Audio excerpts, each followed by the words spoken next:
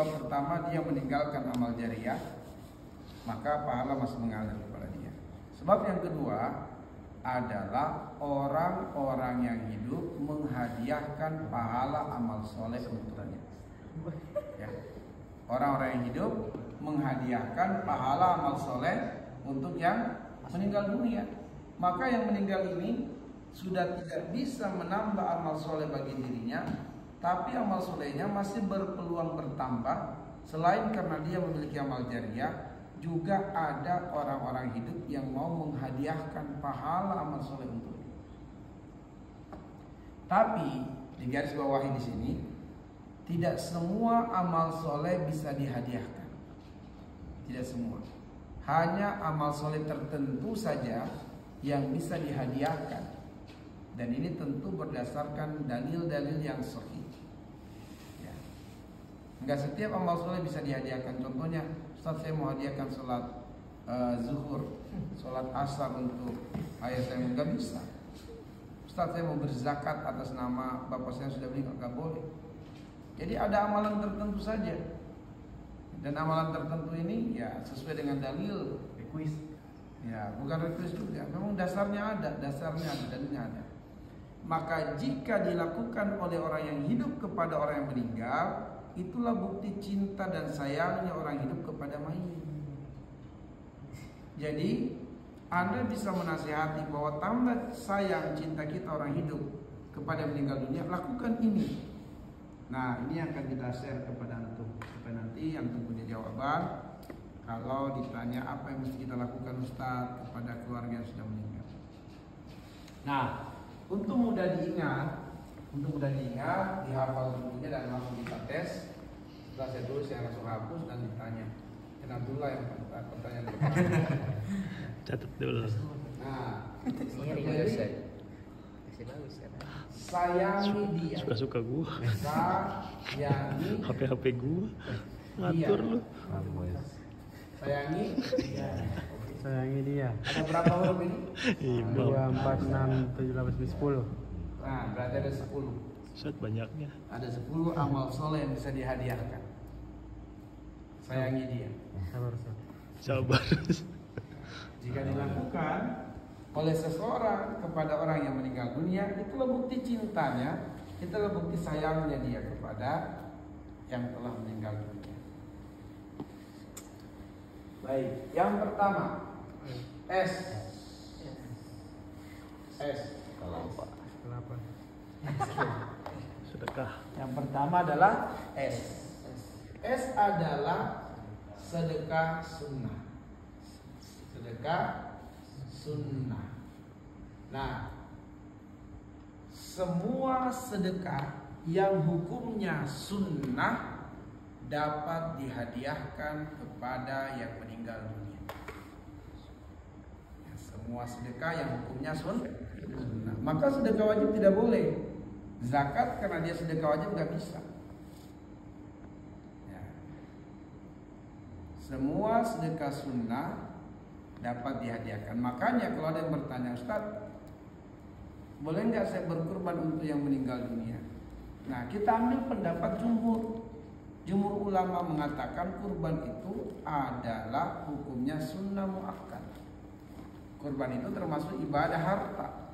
Hukumnya sunnah muakkad. Karena sunnah muakkad, maka boleh berkurban atas nama yang sudah meninggal. Ya, karena sunnah muakkad. Ya, karena sunnah muakkad. Tapi yang mengambil pendapat kurban itu wajib, nggak boleh dia berkurban atas nama yang meninggal. Ya. Jadi pendapat yang beredar di masyarakat ada yang mengatakan tidak boleh berkurban atas nama. Ya tergantung, karena dia mengambil pendapat hukumnya wajib. Maka yang mengambil pendapat wajib nggak boleh berkurban atas nama yang meninggal dunia. Tapi yang mengambil pendapat sunnah muakkad boleh.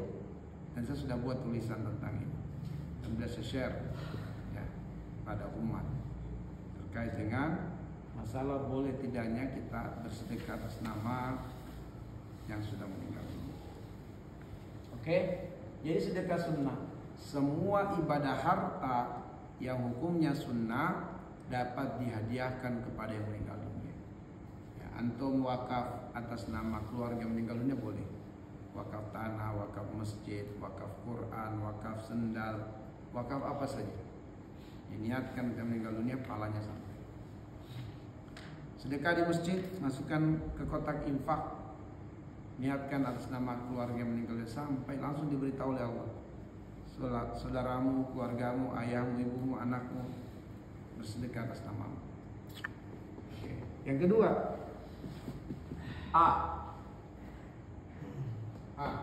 Ayahnya dia. Amal soleh. Amalkan puasa qada dan nazar jika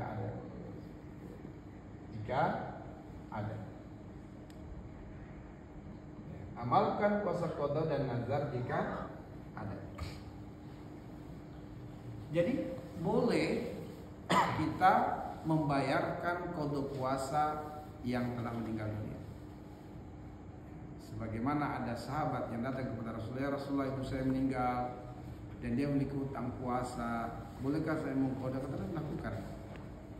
Nah, boleh. Jadi kita qada puasanya, kita bayarkan. Mungkin qadanya ada 10 hari karena masuk Ramadan tiba-tiba dia sakit, masih diharapkan sembuh, tapi qadarullah setelah 10 hari terbaring di rumah sakit dia meninggal dunia.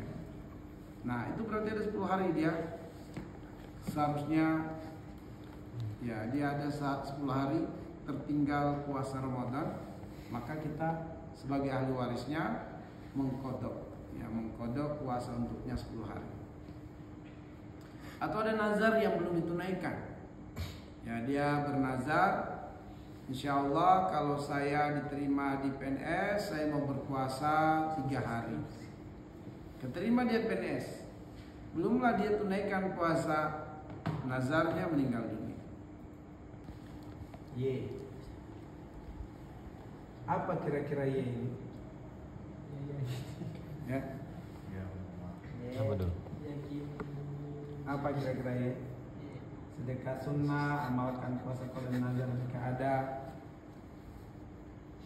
Apa kira-kira ya? Yakini apa? Salah. Ayo, siapa bisa tebak dapat hadiah? Cepat tuh. Tebak-tebak saja. Benar tebakannya? Ya. Ya gue ini. Ya Allah. Woi, jempe ini. Ya salam. Ya 100 ya. Ya Allah bantu dia. Ya Allah bantu dia. Sampai 5, 1, 2, 3, 4, 5 enggak. Ya Allah, bantu dia. Ya Allah bantu dia. Aduh, makanya cepat-cepat itu. Dikit lagi, Pak. Ya Allah. Dikit saya kan. Jangan setengah ya. Ya Allah, ampunilah. Iya. Ya, artinya doakan selalu. Doakan selalu ampunan. Doakan selalu untuknya. Doakan selalu untuknya. Pertama doa yang sangat diharapkan adalah doa ampunan. Maka ya Allah ampunilah dia. Terus ya Allah ampunilah dia. Doakan selalu untuknya, untuk yang meninggal dunia. Doakan, dia sangat butuh doa kita. Terutama doa ampunan. Ya Allah ampunilah dia atas dosa, kesalahan, kealpaan, khilafan yang telah dia lakukan. Luaskan kuburnya, terangi kuburnya, terus kita doakan. Nah, kemudian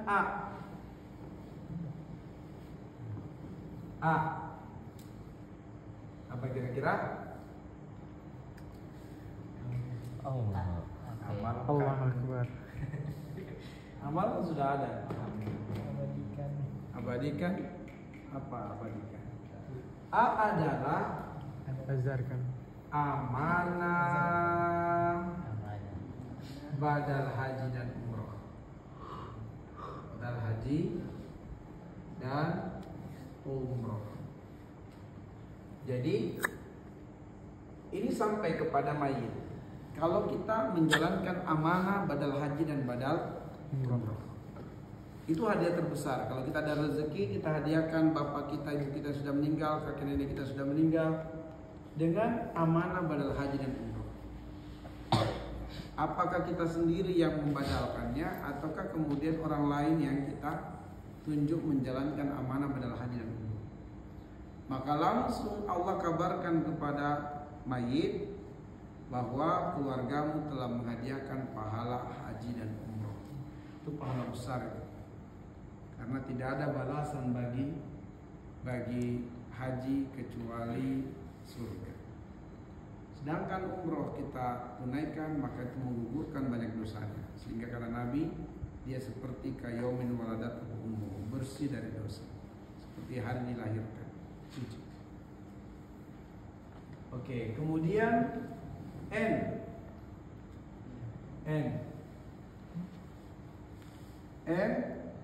apa N? N adalah apa? Apa N? Niat. Apa kira-kira? Niat yang tulus. Nazar, tunaikan. Nazar. Di sini puasa nazar beda ya. Termasuk nazar, tapi di sini nazar secara umum. Nazarnya ditunaikan. Sebab boleh jadi nazarnya bukan puasa, tapi nazarnya yang lain. Tadi ini sedekah sunnah, ini sudah masuk kurban ya. Ini kurban sudah masuk, karena kurban itu termasuk sedekah sunnah. Nah, nazarnya ditunaikan, mungkin ada nazarnya yang bukan puasa, tapi mungkin nazarnya adalah sedekah. Karena sedekah wajib itu nggak boleh kecuali nazar. Nazar itu sedekah wajib. Katakanlah dia bernazar, saya kalau sembuh dari sakit ini, saya mau memberi makan kepada 10 orang anak yatim. Sembuh dia dari sakit, 1 tahun dia menjalani kehidupan sehat, belum ditunaikan nazarnya, meninggal dunia. Nah, nazar ini janji kepada Allah, hutang kepada Allah. Nah, itu adalah termasuk sedekah wajib. Tapi dia kategorinya nazar, maka nazarnya ditunaikan. Apa ini G? Oke. Apa G? Cari yang kecil-kecil. Gantikan semua. Gantikan semua. Oke, kita mulai dari 5.000. G. Udah betul itu berarti. Goceng.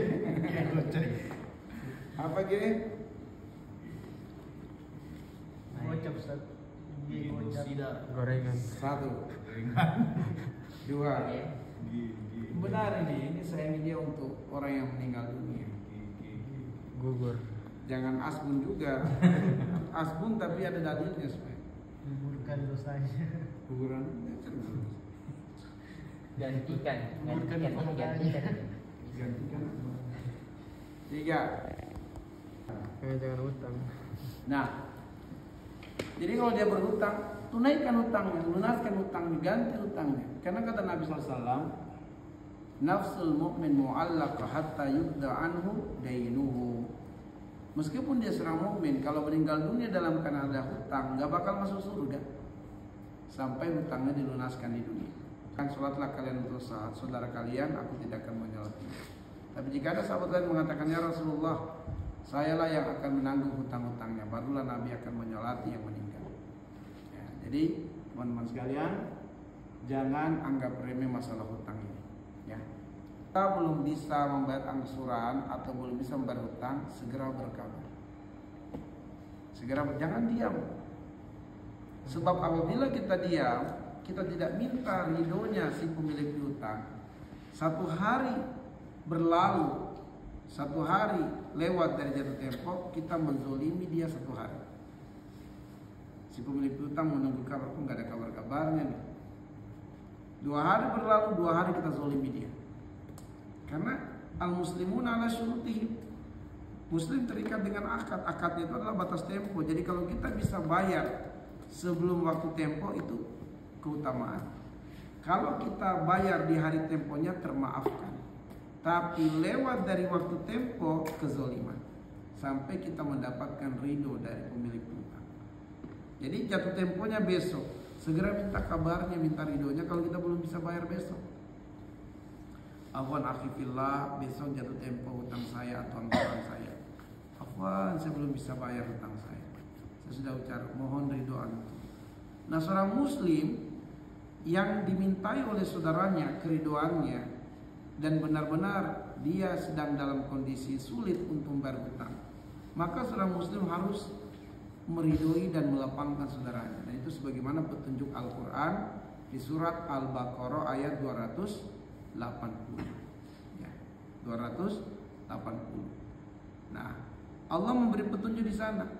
Fa in kana dzu usratin fanaziratun ila maisara wa an tasaddaqu khairul lakum in kuntum ta'lamun. Apabila orang kesulitan membayar hutangnya, berikan kelonggaran. Berikan kelonggaran. Maka seorang muslim yang memberikan kelonggaran kepada saudaranya, Allah pun akan melonggarkan hidupnya. Sebagaimana hadis yang sudah kita hafal, man tayassara ala mu'sirin yassarallahu alaihi fid dunya wal akhirah. Wallahu fi aunil abdi maka al abdu fi auni akhi. Ini salah satu bentuk pola pertolongan Allah. Kalau mau ditolong oleh Allah, tolong manusia. Permudah urusan manusia, maka Allah akan mempermudah urusan kita dunia akhirat. Jangan suka persulit urusan orang. Begitu kita suka persulit urusan orang, kita pun akan dipersulit hidupnya oleh Allah. Sulit hidup kita, kok sulit banget hidup saya ya. Boleh jadi banyak orang yang hidupnya kita persulit. Full memory. Ya, siapa yang persulit hidupnya Farid, khawatir. Ya, mempersempit hidupnya Farid. Saya nggak mau lagi di kamar Ustaz. Kenapa saya dibully? Nah, siapa yang selalu mempersulit urusan orang sehingga orang ini nggak mau lagi ke kamar misalnya. Kenapa? Kalau di kamar dia dibully. Akhirnya dia pilih di masjid. Maka siapa yang mempersulit urusan saudara muslimnya, dipersulit hidupnya oleh Allah Subhanahu wa taala. Jadi kalau ada orang yang berhutang ikhwatal iman, dia menyampaikan, Ustadz Afwan, Akhi Afwan, saya belum bisa bayar hutang, tolong berikan saya kelonggaran. Nah, seorang muslim melonggarkan saudara muslimnya, maka Allah yang akan melonggarkan hidupnya, atau Allah akan membayar hutang orang tersebut dengan cara yang Allah kehendaki. Tapi kalau kemudian orang ini jatuh tempo, dia diam aja gitu, ya nggak memberi kabar. Hari kedua masuk, hari ketiga kok ini orang tidak memberi kabar. Parah lagi, dihubungi, diblokir nomor pemilik hutang. Wah, ini parah banget nih. Udah diingatkan, diblokir lagi nomor pemilik. Jadi bayangkan, hilanglah, lost kontak lah. Bayangkan berapa lama dia zolimi, setahun, 2 tahun, itu semua harus dibayar. Bukan hanya kezoliman berupa hutang, tapi juga membuat resah, sedih, kecewa pemilik hutang.